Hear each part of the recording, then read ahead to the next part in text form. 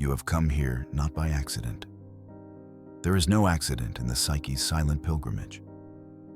Something ancient and intuitive has been pushing at the walls of your identity, urging you to question the mask you wear and the smiles you offer like sacrifices at an altar that has never blessed you in return. Carl Jung understood something profound about the human soul that most never dare to face. When we live our entire lives pleasing others, we are not being kind or generous. We are living a lie. And when that lie finally cracks open, what emerges can shake the very foundations of everything we thought we knew about love, relationships, and ourselves.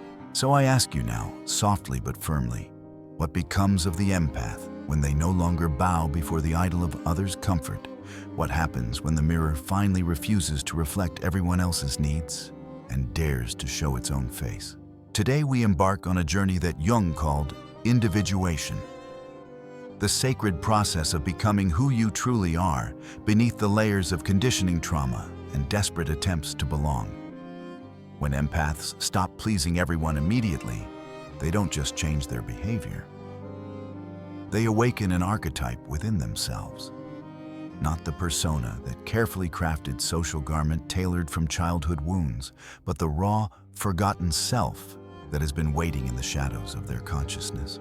By the end of this exploration, you will understand why your constant giving might actually be harming both you and the people you think you're helping. You will discover the truth about relationships built on self-sacrifice. And most importantly, you will learn how to transform from a mirror without a frame into a sovereign being who chooses connection without compulsion. The empath you see is often not born, but forged. Molded not from light, but from necessity. A necessity to survive in an environment where feeling the room was safer than feeling oneself. This is the first rupture in the empath's illusion, realizing that their gift of sensitivity was not gifted. It was summoned, conjured unconsciously in response to danger. A child does not become empathic because the world celebrated their spirit, but because they had to intuit the unspoken in order to stay safe. Jung understood this survival mechanism intimately. He observed that highly sensitive children, when faced with emotional instability or inconsistent caregiving, develop what he called a caretaker persona as their primary adaptation to the world. This persona becomes so convincing, so thoroughly embodied, that the child, and later the adult, loses touch with their authentic self entirely. They become what Jung described as a mirror without a frame, reflecting, absorbing, bending light for others, but having no substantial structure of their own. What the world praises in the empath, compassion, patience, intuition, is often merely the visible residue of their invisible wound. And that wound has a name. It is the wound of self-erasure. For years, perhaps decades, the empath walks through life like a psychic chameleon, constantly shifting to match the emotional atmosphere around them. They develop what appears to be a sixth sense, becoming attuned to moods, to shifts in energy, to the tremble in someone's voice before they even speak. But Jung would argue this isn't divine intuition, though it often feels that way. It's the hyper-developed nervous system of someone who was trained by trauma to detect storms in silence. When you grow up amidst emotional instability, you become fluent in the language of unspoken tension. You learn to read micro-expressions like a survival skill. You smile, you serve, you soothe, hoping that in doing so, love will remain present and chaos will stay at bay. But the body remembers what the mind tries to forget. Years of self-abandonment create what Jung called symptoms without a cause. Anxiety that seems to come from nowhere, depression despite having a good life, chronic fatigue that sleep cannot repair. These are not medical mysteries. They are energetic protests. Your nervous system, once coiled like a spring from years of hypervigilance, holds the memory of every time you scanned a room for emotional danger instead of checking in with your own needs. Your immune system, constantly activated by emotional overstimulation, begins to falter. chronic headaches, digestive issues, autoimmune disorders. These become the body's way of forcing the boundaries that the psyche refused to set.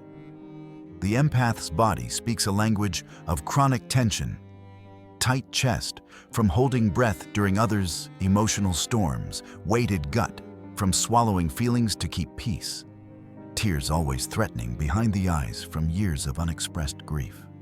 This is the somatic cost of living as everyone's emotional regulator except your own. Jung observed that when we consistently ignore our own needs, these unmet needs don't simply disappear. They accumulate in the unconscious, creating what he called shadow pressure, a building force that eventually demands recognition. The person who never gets angry suddenly discovers volcanic rage. The person who never asks for anything realizes they're desperate for appreciation and recognition. When an empath finally stops people-pleasing immediately, it creates what Jung might have called a psychological earthquake. The entire system of relationships built on the foundation of self-sacrifice suddenly becomes unstable. Everyone involved, including the empath themselves, experiences profound disorientation. At first, it comes quietly. A strange unease when saying yes again. A sensation of betrayal, though no one has betrayed them but themselves. The empath begins to ask questions that feel dangerous. Who am I when no one is looking?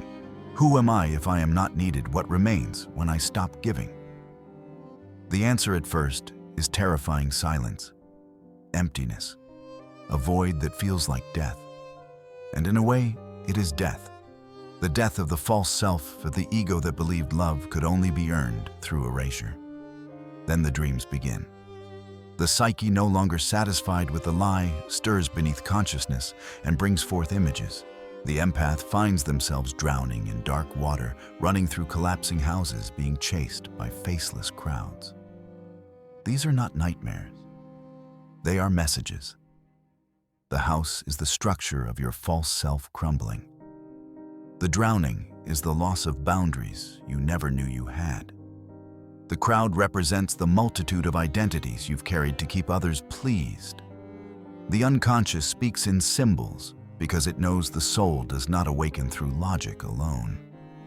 It awakens through recognition, through the visceral understanding that something fundamental must change, or the authentic self will suffocate entirely.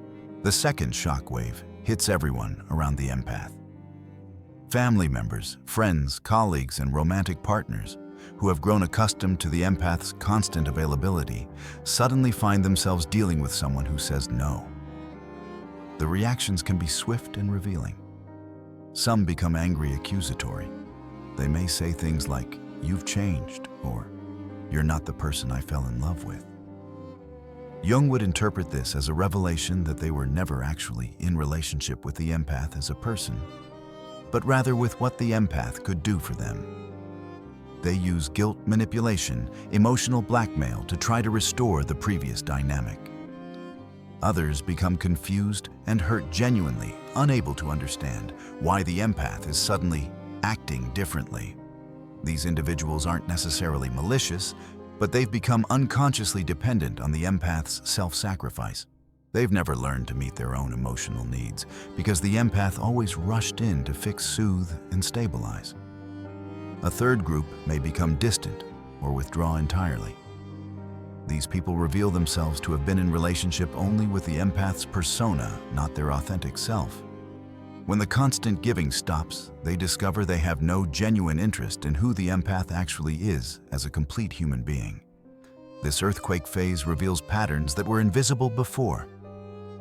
The empath begins to see how their constant rescuing prevented others from developing problem-solving skills.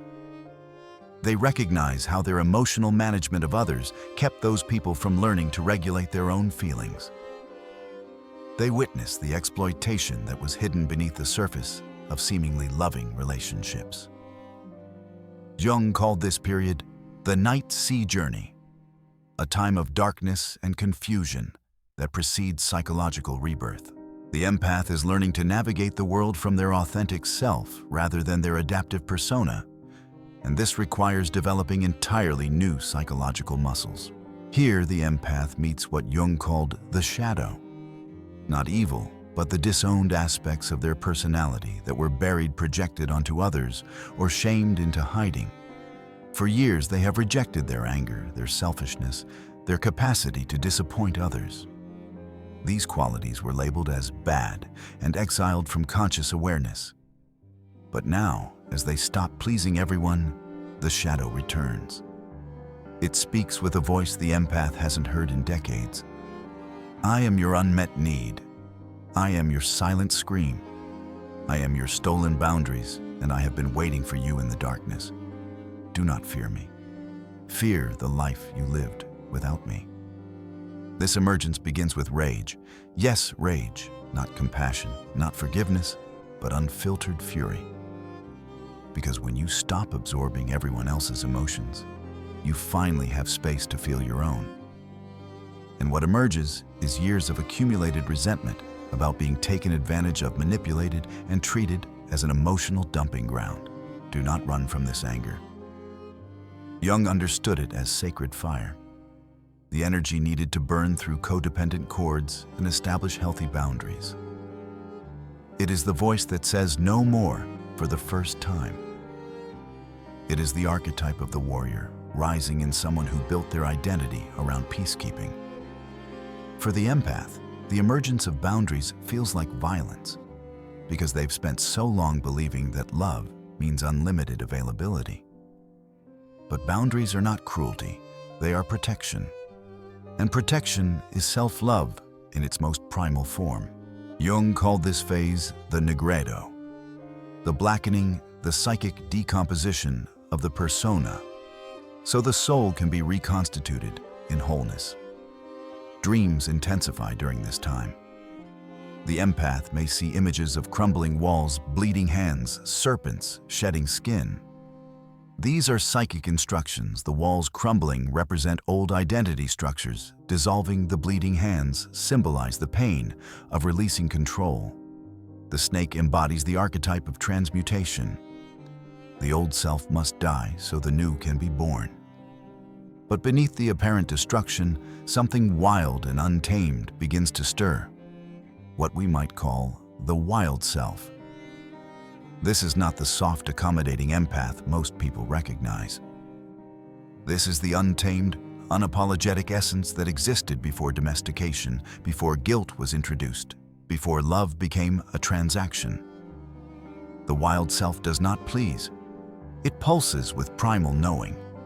It feels deeply but is not ruled by others' wounds. It does not ask permission to exist. It simply is.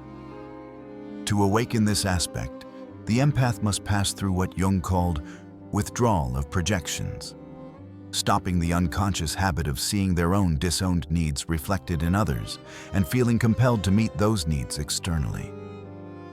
This awakening is revolutionary. The empath begins to ask ancestral questions. Who taught me that love must be earned?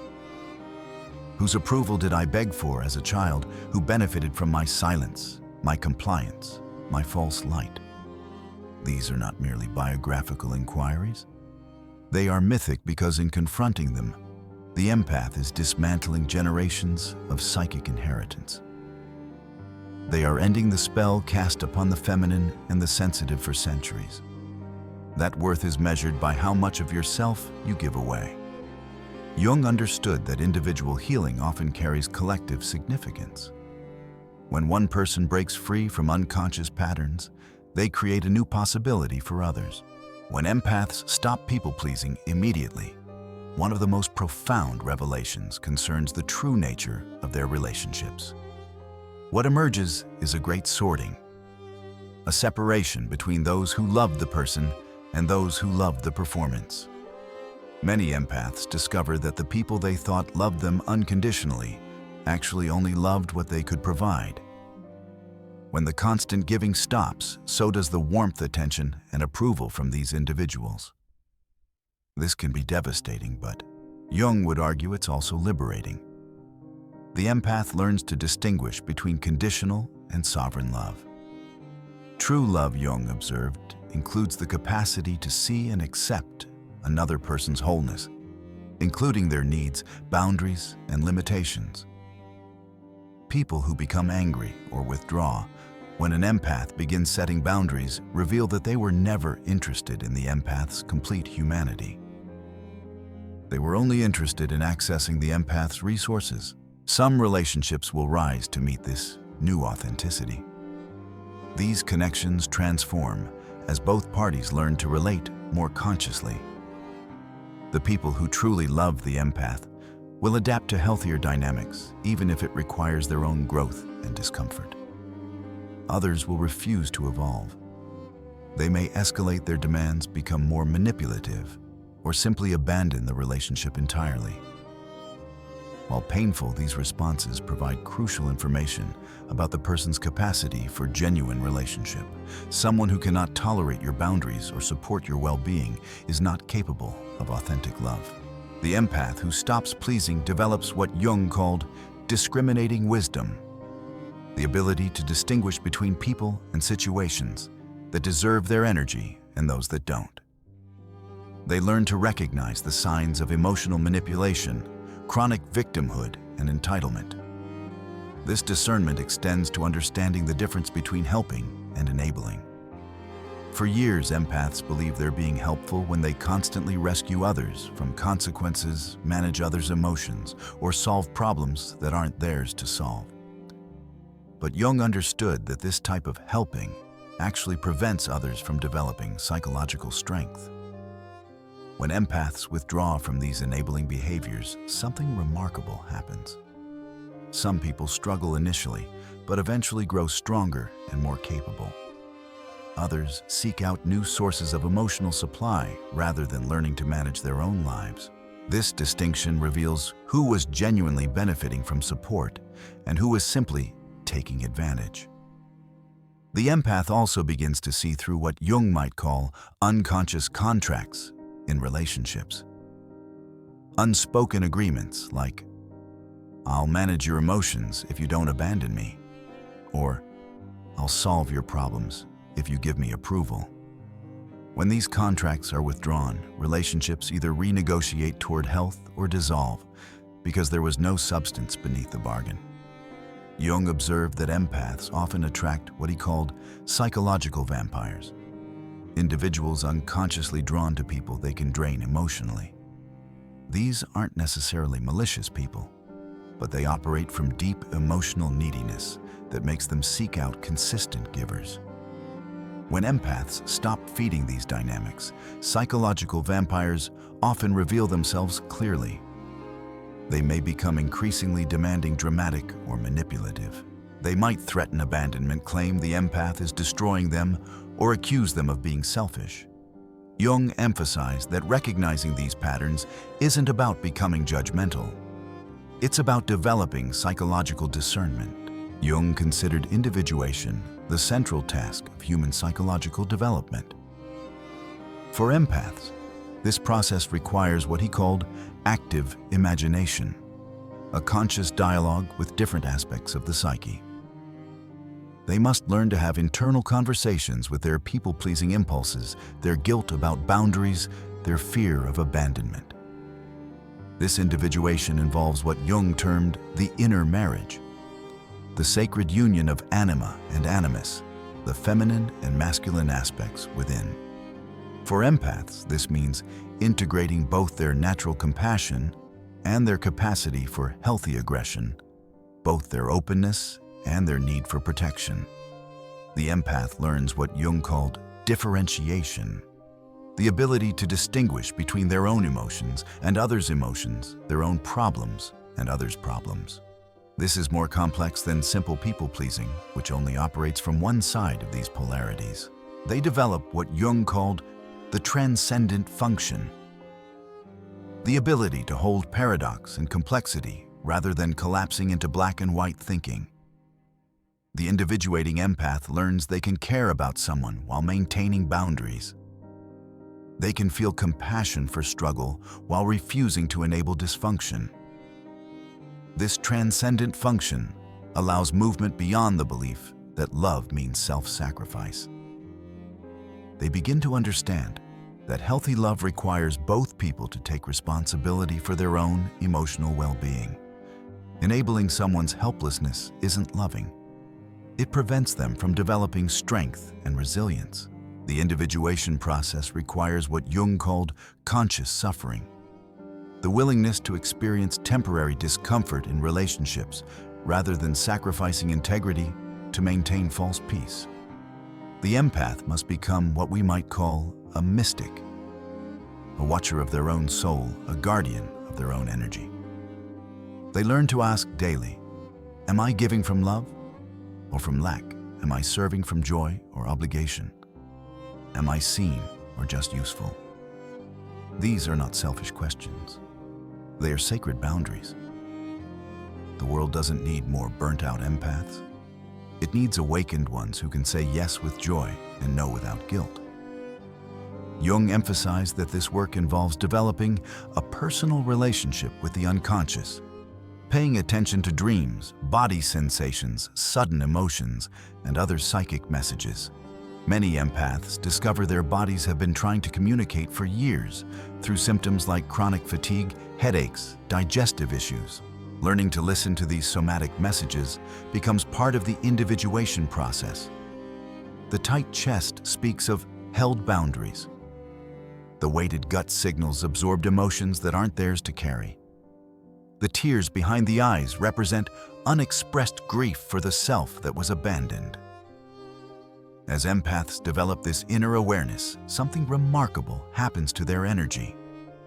It no longer rushes outward in endless streams of overextension. It pulls inward like water returning to a well. They begin to feel full for the first time, not from praise or service, but from presence. When empaths successfully navigate individuation, what emerges is what Jung called the authentic personality. A way of being that honors both natural sensitivity and legitimate needs for respect and reciprocity. This authentic self operates from fundamentally different principles than the people-pleasing persona. The sovereign empath develops conscious compassion, the ability to care deeply while maintaining clear awareness of their own emotional state. This differs from unconscious compassion, which leads to emotional fusion and eventual resentment. Conscious compassion includes wisdom about when helping truly serves and when it enables dysfunction. One of the most significant changes involves the relationship with conflict. Instead of avoiding disagreement at all costs, the authentic empath learns to engage with conflict constructively. They understand that healthy relationships require working through differences rather than one person constantly accommodating. They develop what Jung called emotional sovereignty, understanding that they are responsible for their own emotional well-being and others are responsible for theirs. This doesn't mean becoming uncaring. It means recognizing that taking responsibility for others' emotions actually prevents their emotional maturation. This sovereignty allows offering support without becoming enmeshed. They can empathize with pain without taking it on as their own. They can offer practical help without feeling compelled to fix someone's entire life. They care about well-being without feeling responsible for managing emotions. Jung observed that authentic people experience what he called the attraction of consciousness. They begin drawing healthier people into their lives. As empaths stop tolerating poor treatment and start modeling healthy boundaries, they create space for relationships with people capable of reciprocity and emotional maturity. The sovereign empath becomes what we might call an oracle, one who feels not to please, but to perceive. They serve not to be loved, but because they are love. They have walked through the fires of self-erasure and emerged glowing with discernment, with vision, with power. Their presence becomes magnetic, not through manipulation, but through authenticity. When you stop leaking energy through unconscious giving, it becomes condensed radiant. You don't speak louder, you speak from within. And that resonance has power rooted in alignment rather than dominance. The authentic empath learns to give from what Jung called surplus rather than deficit. Instead of giving while neglecting themselves, they ensure their own needs are met first, then offer genuine support from emotional abundance rather than depletion. This creates sustainable compassion that doesn't lead to burnout. They develop creative self-expression, pursuing their own interests, goals, dreams, rather than constantly deferring to others' needs. For many, this is the first time in adult life they've had emotional space to explore what they actually want rather than what others need from them. Most importantly, they cultivate self-compassion, treating themselves with the same kindness they've always shown others. They learn to speak to themselves gently, forgive their mistakes, and prioritize their own healing with the urgency they once brought to fixing everyone else's problems.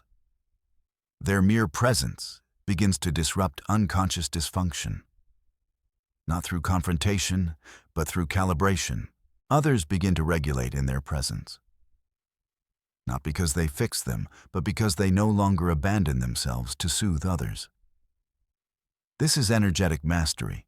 The journey from people-pleasing to sovereignty represents what Jung considered one of the most profound psychological transformations possible. When empaths finally stop sacrificing themselves for others' approval, they don't just change behavior. They reclaim their souls. This transformation requires what Jung called moral courage, the willingness to disappoint others in order to honor your own truth. It demands strength to face shadow material and wisdom to distinguish between healthy compassion and codependent enabling. But for empaths who undertake this journey, the rewards are immeasurable. They discover that authentic relationships are possible. Connections based on mutual respect, genuine appreciation, emotional reciprocity. They learn that sensitivity combined with boundaries becomes a superpower rather than liability. Most importantly, they realize their worth isn't determined by how much they give or how many people they please. Their value lies in their inherent humanity, their unique combination of gifts, perspectives, experiences that can only be offered when living authentically. The empath who stops pleasing doesn't become selfish or uncaring. They become conscious, authentic, genuinely loving in ways that serve both themselves and others. They become living examples of what Jung called the realization of human potential.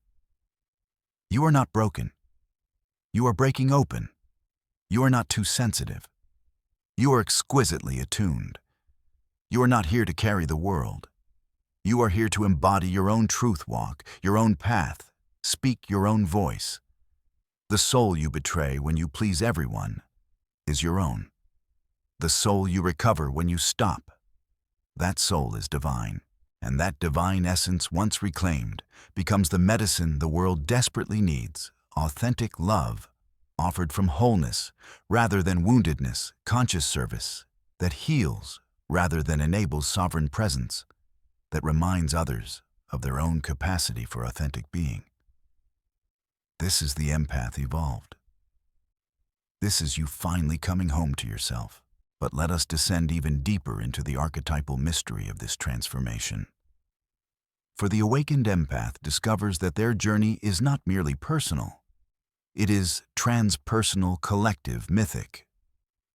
Jung understood that when an individual completes their individuation process, they become what he called a twice-born being, someone who has died to their false self and been reborn into their authentic nature. The empath who has stopped pleasing everyone and begun seeing truth enters what the mystics call the second half of life. This is not about chronological age, but psychological maturity. In the first half of life, we build our ego, our identity, our place in the world.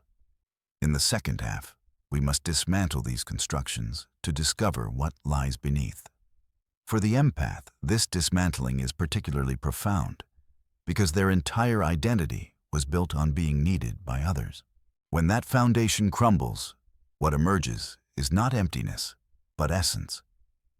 The irreducible core of who they are, beyond all roles, all performances, all adaptations. This essence carries what Jung called archetypal energy. a connection to patterns of meaning that transcend personal experience. The awakened empath becomes a carrier of the archetype of the wise feminine, the sacred masculine, the divine child, not as roles to perform, but as energies to embody and transmit. As the individual empath integrates their personal shadow, they also begin to see the collective shadow, the unconscious patterns that govern human relationships, family systems, and society itself. They recognize how cultures create empaths as a survival mechanism, how systems benefit from having people who will absorb dysfunction without complaint. The awakened empath sees how emotional labor is distributed unequally, how sensitivity is both prized and punished, how the very qualities that make someone empathic are often exploited by those who refuse to develop emotional intelligence themselves. This seeing is not bitter or cynical. It is clear, compassionate, and uncompromising. They understand that many people remain unconscious, not out of malice, but out of protection. Developing empathy requires facing one's own pain, and not everyone is ready for that journey. The awakened empath learns to have compassion for others' unconsciousness while refusing to enable it. This larger perspective allows them to hold what Jung called the tension of opposites on a cosmic scale.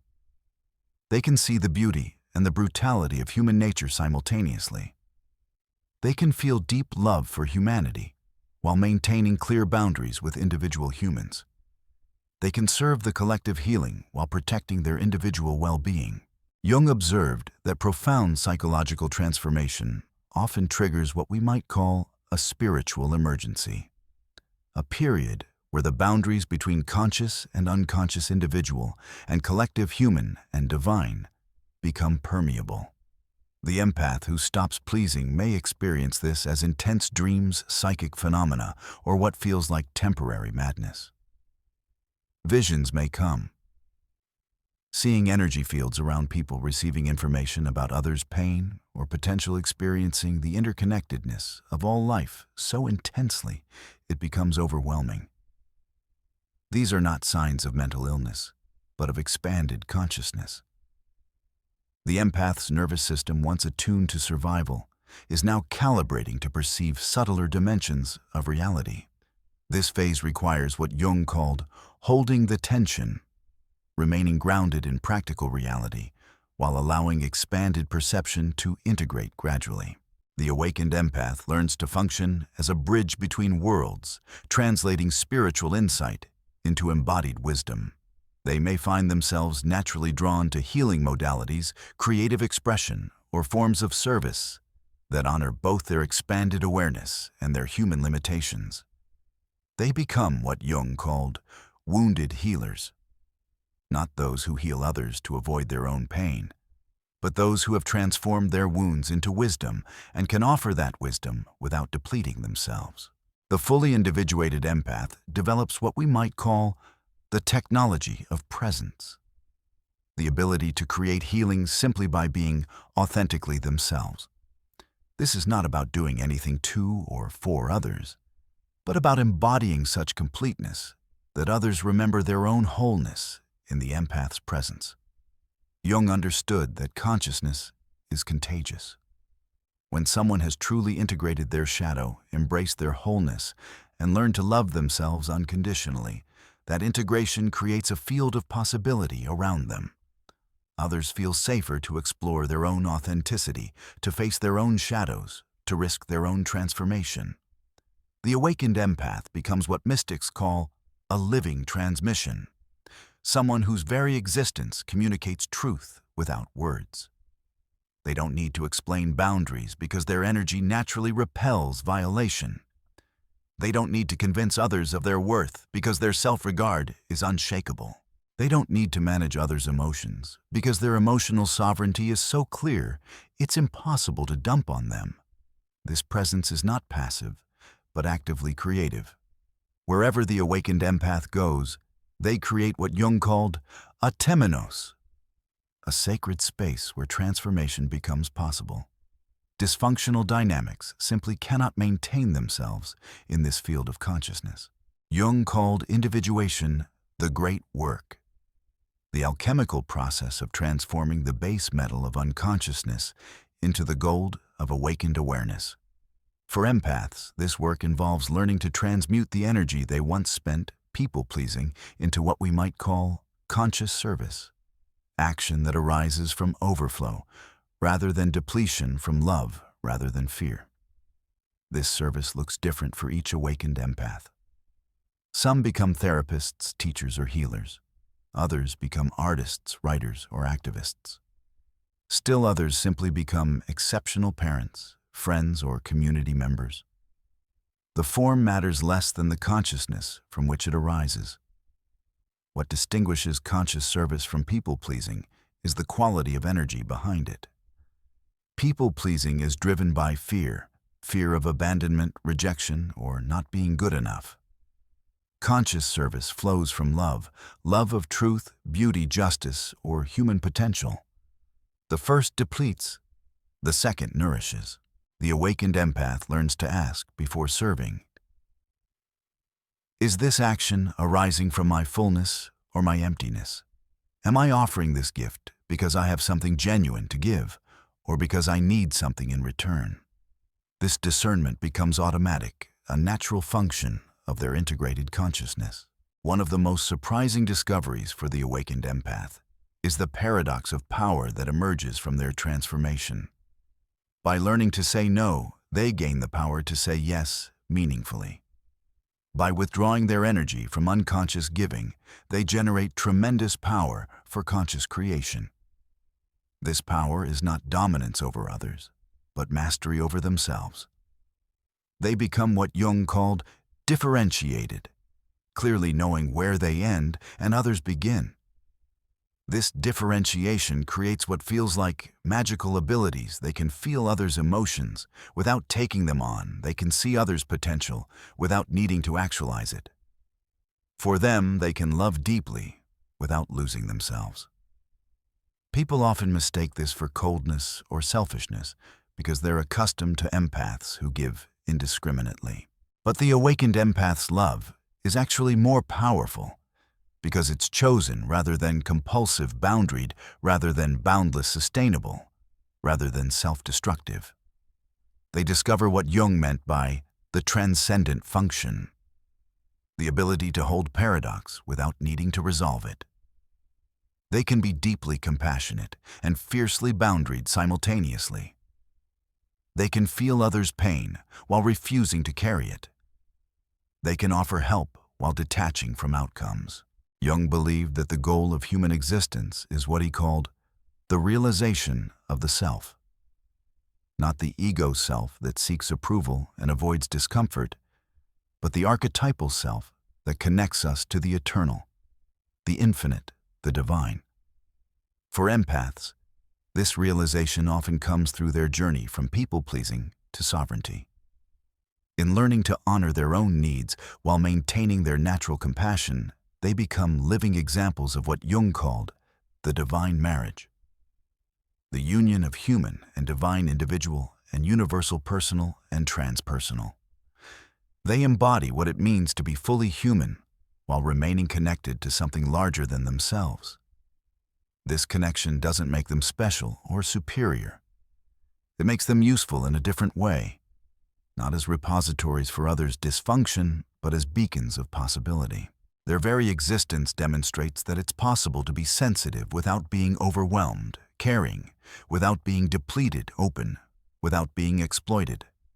They become what we might call holders of the eternal flame, keepers of the knowledge that love and boundaries can coexist, that service and self-care are not opposites, but partners, that the most radical act of compassion is sometimes saying no to what diminishes life, and yes to what enhances it.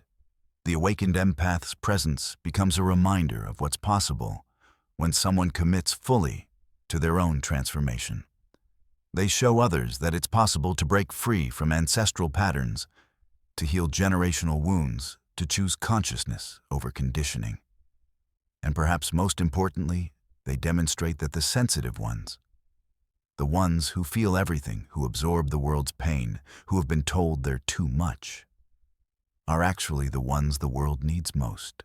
not as martyrs or saviors, but as conscious beings who can feel deeply while remaining centered, love fully, while maintaining boundaries, serve powerfully while preserving themselves.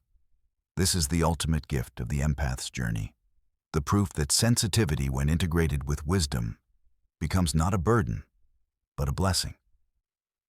Not a weakness to overcome, but a strength to wield consciously. Not a cross to bear, but wings to soar. You who have felt too much, given too much, lost too much in the service of others' comfort, you are not broken. You're not too sensitive. You're not here to disappear so others can shine.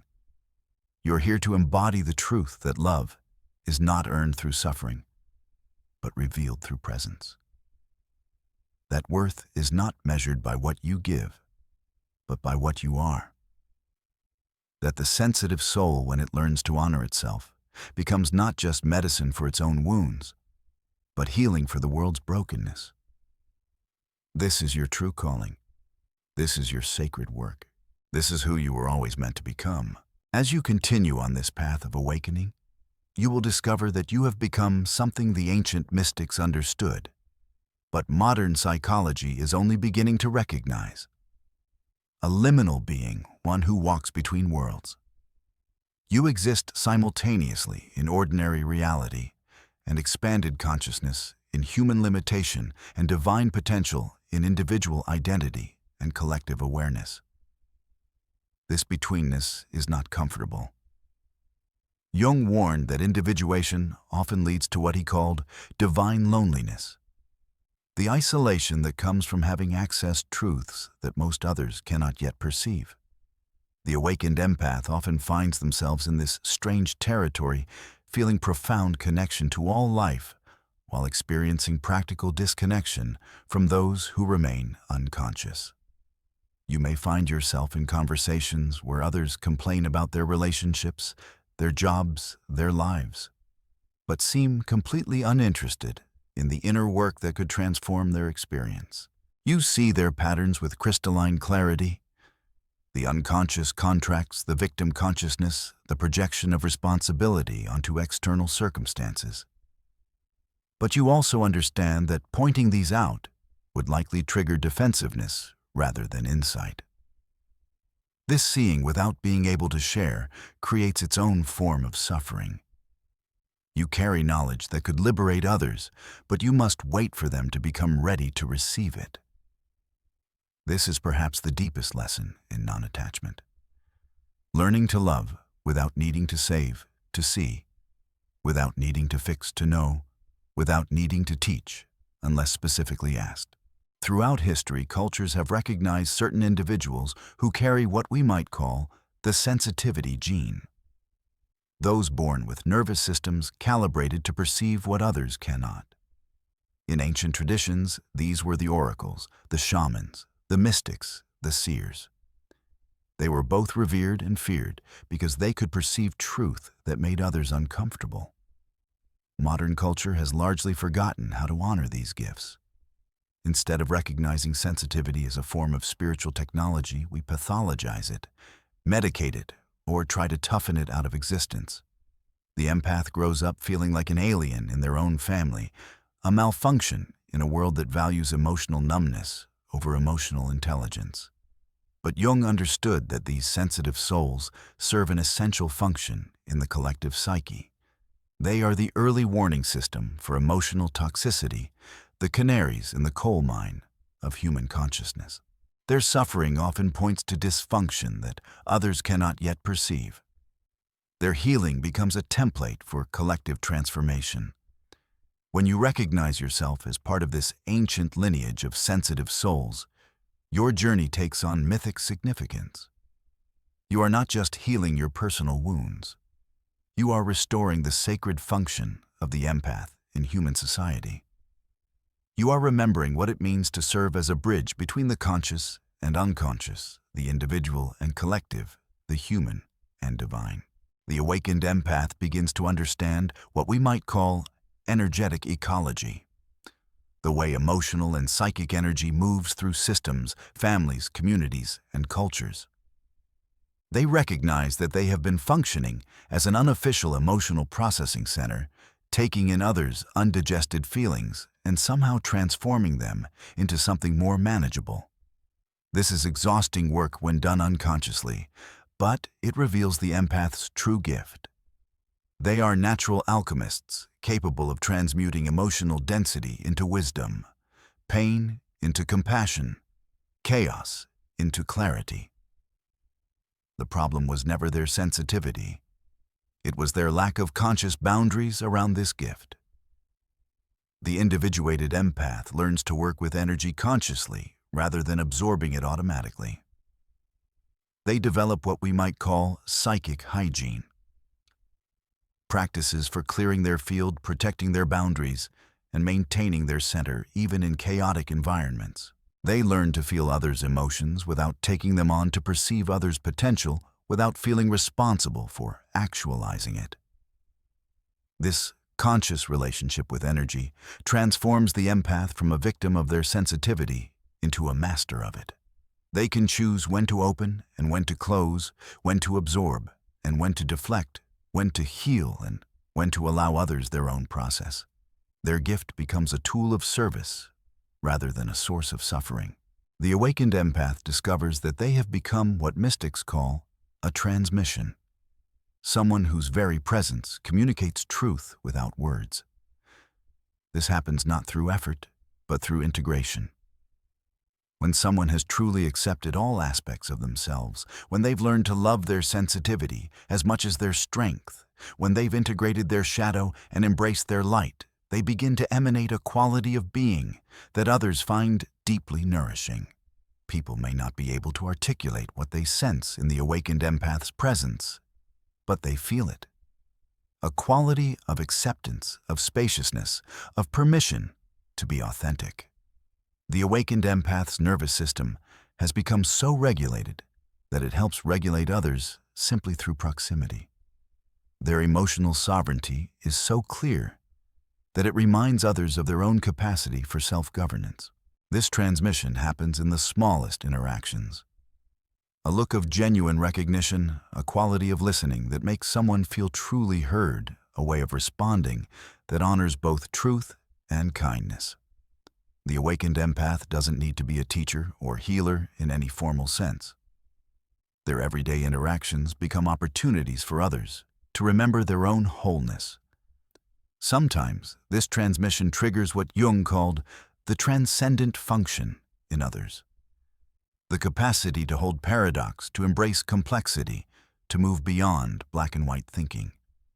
The awakened empath's example shows others that it's possible to be both strong and sensitive, both compassionate and boundaried, both open and protected. As the empath continues to mature in their awakening, their understanding of service evolves dramatically. In their unconscious phase, service meant self-sacrifice, fixing others, and absorbing dysfunction.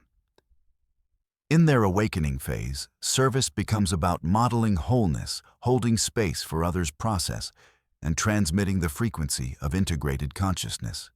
This evolved service is less active, but more powerful. The awakened empath doesn't need to do as much because their being accomplishes what their doing never could. They become like a tuning fork, helping others remember their own natural frequency through resonance rather than instruction. They learn what the Taoists called Wu Wei, effortless action serving without serving, helping without helping. Their presence becomes the gift. Their authenticity becomes the teaching. Their wholeness becomes the healing others need to access their own capacity for transformation. This doesn't mean the awakened empath becomes passive or withdrawn. They may be very active in the world, but their action arises from fullness rather than emptiness, from choice rather than compulsion, from love rather than need. They serve because they're called to serve, not because they're trying to earn love or avoid abandonment. The empath's journey from people-pleasing to sovereignty is ultimately an act of sacred rebellion against systems that benefit from unconsciousness. Every boundary they set challenges the assumption that love requires self-sacrifice. Every time they choose their truth over others' comfort, They disrupt patterns of emotional colonization that have persisted for generations. This rebellion is not angry or destructive. It's creative and generative. The awakened empath doesn't rebel by attacking the old systems, but by embodying new possibilities. They show through their example that it's possible to be caring without being depleted, sensitive without being overwhelmed, open without being exploited. Their rebellion creates what systems theorists call emergent properties, new possibilities that arise from the interaction of elements in ways that couldn't be predicted from understanding the elements separately. The awakened empath's integration of seemingly opposite qualities, strength and sensitivity boundaries, and openness, self-care, and other care, creates something entirely new in the collective field. This emergence is contagious. As more empaths awaken to their true nature, they create what Rupert Sheldrake called morphic resonance, a field of possibility that makes it easier for others to access similar states of consciousness. The path that the first few empaths carved through tremendous effort becomes easier for those who follow. Jung believed that individual transformation serves cosmic evolution, that consciousness develops through the inner work of individuals who are willing to face their shadows, integrate their wholeness, and embody their authentic nature. The empath's journey from unconscious sensitivity to conscious sovereignty represents a crucial step in this evolutionary process. As more empaths awaken, they contribute to what Pierre Teilhard de Chardin called the new sphere, the sphere of human consciousness that surrounds the planet. Each awakened empath adds to the collective field of integrated consciousness, making it easier for others to access states of wholeness, authenticity, and sovereign compassion. This is why your personal healing matters so much. It's not just about your individual well-being, but about your contribution to the evolution of consciousness itself. Every boundary you set, every moment of self-compassion you practice, every choice to honor your truth over others' expectations contributes to a new template of possibility for human relationships. The awakened empath becomes what evolutionary biologists call a bridge species, a form of consciousness that represents a transition between old patterns and new possibilities. You are pioneering a way of being that future generations will inherit as natural rather than revolutionary. The mythologist Mircea Eliade wrote about the eternal return, the cyclical nature of transformation, where we spiral through similar themes at deeper levels of understanding. The empath's journey is not linear, but cyclical. They will repeatedly encounter situations that test their boundaries, challenge their sovereignty, and invite them back into old patterns of people-pleasing. But each return happens at a higher octave of consciousness. Where they once would have automatically said yes, they now pause to check in with their inner truth. Where they once would have absorbed others' emotions unconsciously, they now choose consciously whether to engage. Where they once would have sacrificed themselves to maintain harmony, they now hold space for the discomfort that authentic relationships sometimes require. This is not a failure or regression. It's the natural spiraling process of integration.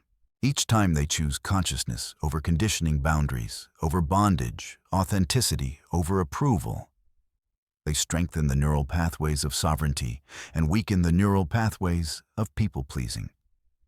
The awakened empath learns to see these recurring challenges not as problems, but as opportunities to demonstrate their growth, to practice their new skills, to embody their evolved understanding.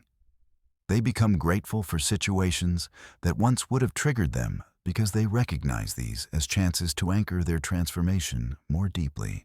In the end, the empath's journey reveals one of the most profound truths Jung discovered: that our wounds, when fully faced and integrated, become our gifts. The very sensitivity that caused so much suffering becomes the source of their greatest service. The capacity to feel others' pain, when combined with healthy boundaries, becomes the ability to hold space for transformation. The awakened empath embodies what Henry Nouwen called the wounded healer.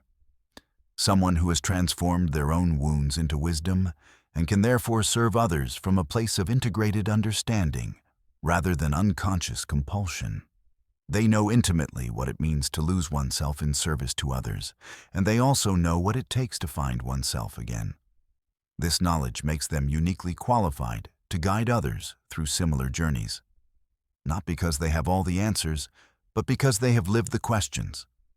Not because they are perfect, but because they are whole.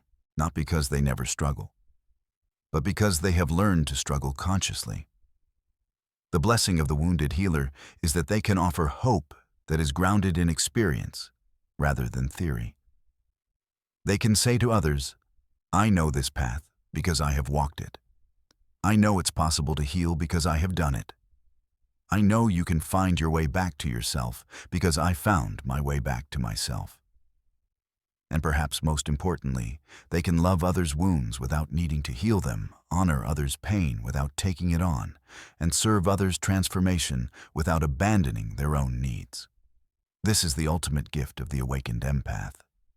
The ability to love freely because they have learned to love themselves first. Your journey continues, dear one. Each day brings new opportunities to practice sovereignty, to embody authenticity, to choose consciousness over conditioning. You are no longer the person who began this path, and you are not yet the person you will become. You are in the eternal becoming, the endless flowering of consciousness into its fullest expression. Trust the process. Honor the journey. Love yourself as fiercely as you have always loved others. The world needs your awakened sensitivity, your conscious compassion, your sovereign service. You are the bridge between what was and what is possible. You are the proof that transformation is real. You are the living testament to the power of choosing love over fear, truth over comfort, authenticity over approval. This is your time. This is your gift. This is your sacred work in the world.